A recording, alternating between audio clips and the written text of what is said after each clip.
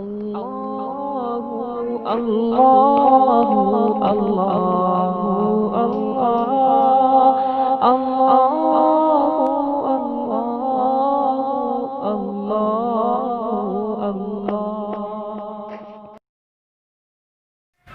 لوگ اللہ کے فرما بردار ہوتے ہیں، نیک اور متقی ہوتے ہیں، اپنے اعمال میں مخلص ہوتے ہیں، اللہ تبارک و تعالیٰ ان کا کام رکنے نہیں دیتے، اللہ ان کا کام بگڑنے نہیں دیتے، بلکہ اس طرح ان کے کام بنا دیتے ہیں کہ انہیں احساس بھی نہیں ہوتا۔ سیر اعلام النبلاء میں ایک حیرت انگیز اور سبق آموز واقعہ منقول ہے۔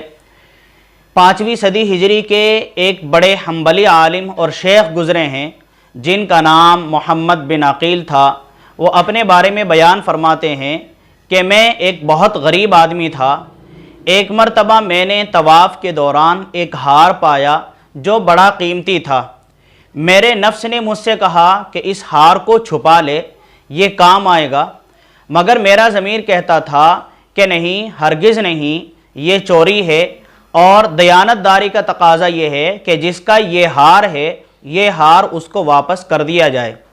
چنانچہ میں نے مطاف میں اعلان کر دیا کہ جس شخص کا ہار گم ہوا ہے وہ آ کر میرے پاس سے لے لے، اس کا ہار میرے پاس ہے۔ تھوڑی دیر کے بعد ایک نابینا شخص آیا اور اس نے آ کر کہا کہ یہ ہار میرا ہے، میرے تھیلے سے گرا ہے۔ میرے نفس نے مجھے اور بھی ملامت کی کہ یہ ہار تو نابینا آدمی کا تھا، اگر اس کو چھپا لیا جاتا تو کسی کو کیا پتہ چلتا، مگر بہرحال وہ ہار میں نے اس نابینا آدمی کو دے دیا۔ اس نے دعا دی اور چلتا بنا۔ میں اپنے لیے دعائیں بھی کرتا رہتا تھا کہ اے اللہ میرے لیے رزق کا کوئی بندوبست فرما دیں۔ اللہ کا کرشمہ دیکھیں کہ میں وہاں سے حلب آ گیا جو ایک بستی ہے سیریا میں۔ میں وہاں کی مسجد میں گیا تو مجھے پتہ چلا کہ یہاں کے امام صاحب کچھ دن پہلے فوت ہو گئے ہیں۔ لوگوں نے مجھ سے کہا کہ آپ نماز پڑھا دیں۔ میں نے نماز پڑھائی تو لوگوں کو میرا نماز پڑھانا اتنا اچھا لگا، انہوں نے مجھ سے کہا کہ آپ ہمارے یہاں امام کیوں نہیں ہو جاتے؟ میں نے کہا بہت اچھا۔ چنانچہ میں نے وہاں امامت کے فرائض انجام دینے شروع کر دیے۔ کچھ دنوں کے بعد پتہ چلا کہ جو امام صاحب یہاں پہلے تھے اور جو کچھ دن پہلے فوت ہوئے تھے، ان کی ایک جوان سال بیٹی ہے جس کے بارے میں وہ وصیت کر کے گئے تھے کہ کسی نیک اور دیندار آدمی سے اس کا نکاح کر دینا۔ تو وہاں کے مقتدی لوگوں نے مجھ سے کہا اگر آپ چاہیں تو ہم اس یتیم بچی کا نکاح آپ سے کر دیں۔ میں نے کہا بہت اچھا۔ چنانچہ ان لوگوں نے اس کا نکاح میرے ساتھ کر دیا۔ نکاح کے بعد کچھ ایام گزرے تھے کہ میں نے اپنی بیوی کے گلے میں وہی ہار دیکھا جو میں نے طواف کے دوران اس نابینا آدمی کو واپس کیا تھا۔ میں حیران رہ گیا کہ یہ ہار تو وہی ہے جو میں نے اس نابینا آدمی کو واپس کیا تھا۔ میں نے اپنی بیوی سے پوچھا یہ ہار تمہارے پاس کہاں سے آیا؟ اس نے کہا یہ میرے والد نے مجھے دیا تھا۔ میں نے پوچھا کہ تمہارے والد کون تھے؟ اس نے مجھے بتایا کہ میرے والد ایک عالم آدمی تھے جو اس مسجد میں امام تھے اور نابینا بھی تھے۔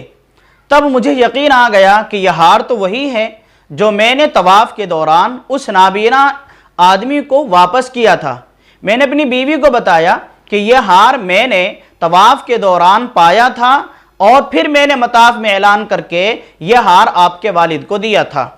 یہ سن کر میری بیوی جو اس نابینا عالم کی بیٹی تھی رونے لگی اور روتے ہوئے اس نے یوں کہا کہ اللہ پاک نے آپ کی بھی دعا قبول فرما لی اور میرے والد کی بھی دعا قبول فرما لی۔ میں نے کہا وہ کیسے؟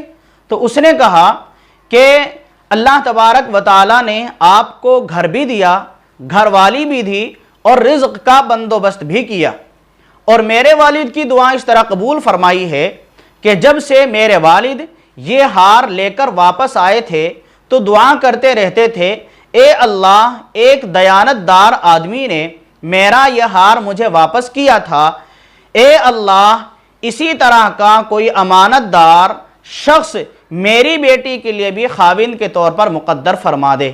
تو اللہ تبارک و تعالیٰ نے آپ کو میرا خاوند بنا دیا، اس طرح اللہ نے میرے والد کی بھی دعا قبول فرمائی۔ تو سوچیں آپ کہ اللہ تبارک و تعالیٰ نیک اور مخلص لوگوں کے کام کیسے بنا دیتے ہیں، ان کی مشکلات کیسے دور فرما دیتے ہیں، اور ان کی بلاؤں میں، ان کے مصائب میں اللہ تبارک و تعالیٰ کس طرح ان کے کام آتے ہیں۔ یاد رکھیں کہ نیک اور مخلص لوگوں کے کام اللہ تبارک و تعالیٰ رکنے نہیں دیتے، اٹکنے نہیں دیتے، بلکہ ہمیشہ اچھے لوگوں کے کام، نیک لوگوں کے کام، مخلص لوگوں کے کام اللہ تبارک و تعالیٰ بنا ہی دیتے ہیں۔ ان کی کشتیاں ہمیشہ اللہ تبارک و تعالیٰ کنارے لگا ہی